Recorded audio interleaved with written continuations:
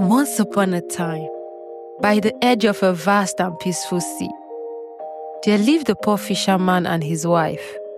Their cottage was small and modest, with a thatched roof and walls made of clay. They owned little, just enough to get by, barely enough to keep them fed. The fisherman would go out every morning in his small boat to cast his net in the sea, hoping for a good catch. His wife, though hardworking, spent her days indoors, weaving baskets and tending to their humble home. Despite their struggles, they were content, or so it seemed.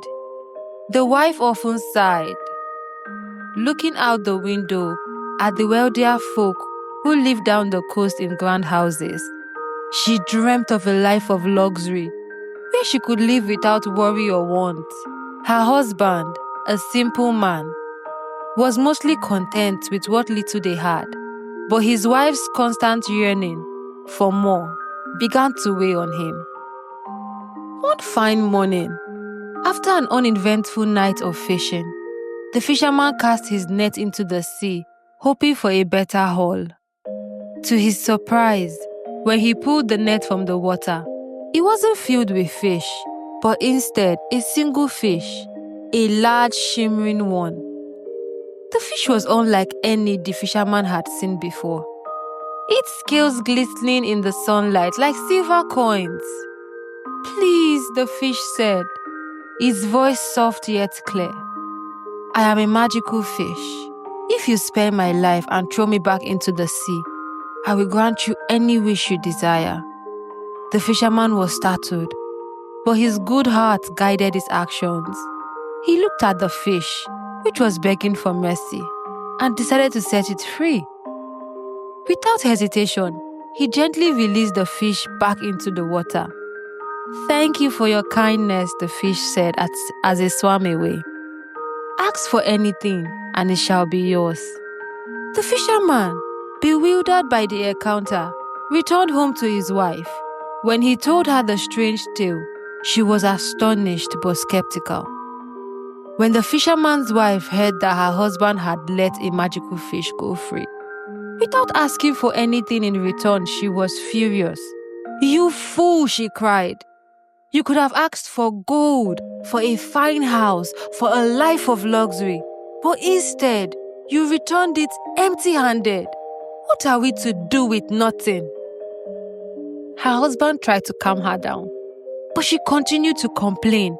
"Go back to that fish and ask him for something. We cannot live like this forever." Reluctantly, the fisherman went back to the sea, unsure of what to ask for. He knelt by the shore and called out to the water. "Great fish," he said, "my wife is upset with me for letting you go. So I have returned to ask you for a simple wish. Please, grant us a small house, one where we can live in comfort." The fish appeared once again, shimmering in the water. "Your wish is granted," the fish said. "Go home and you will find what you seek." When the fisherman returned home, he found that his cottage had been transformed into a beautiful house with a spacious garden. His wife was delighted and exclaimed that she was finally happy. But the happiness was short-lived, for as she stood in their new home, she began to dream of more. Days passed, and the wife's desire for luxury grew stronger. "This house is nice, but it's not enough. I want a grand house like the ones by the sea, with servants and riches," she declared one evening. "Go back to that fish and ask it for more. Ask it to give us wealth so we can live like royalty." The fisherman, now hesitant, but still obedient to his wife, went back to the sea. He called out once more to the fish. "Great fish, my wife is not satisfied. She wants a grand house, servants, riches beyond measure. Please grant this wish so we may live in splendor." The fish appeared and granted the wish with a wave of its tail. The fisherman returned to find their home transformed into a magnificent palace, complete with servants, gold, treasures, and fine clothes. The wife was overjoyed But as time passed, she grew discontent again. One morning, the wife woke up with a new, even more ambitious idea. I want to be the ruler of everything. I want to control the seas, the sky, the land, and all the people. I want to be the greatest in the world, with no one above me.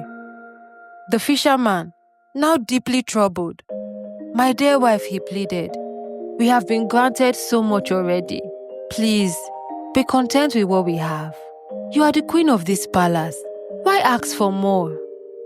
But she was relentless, and her greed had no limits. I want to rule the entire world, she demanded. Go to the fish and ask it for what I desire.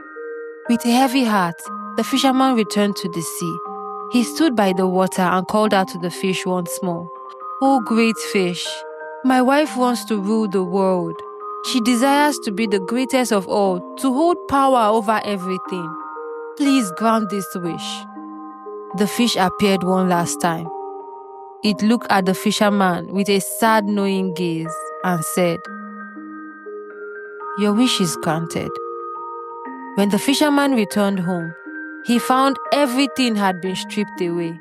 The grand palace was gone, the servants vanished, and the riches were lost. The house was now a humble cottage once more. The fisherman's wife stood outside, looking around in disbelief, realizing that her greed had led them to lose everything. The wife, now filled with regret, fell to her knees. What have I done? She cried. We had everything and I wanted more. Now we have nothing. The fisherman, though saddened by their loss, was at peace. He had learned that happiness does not come from wealth or power, but from contentment with what one has. From that day on, the fisherman and his wife lived modestly, but they were grateful for the simple life they led. The wife learned to be content, and though they never regained their former riches, they found joy in the things that truly mattered: love, peace, and humility. Thank you for watching. Please like, share, and subscribe to our YouTube channel for more. Until next time.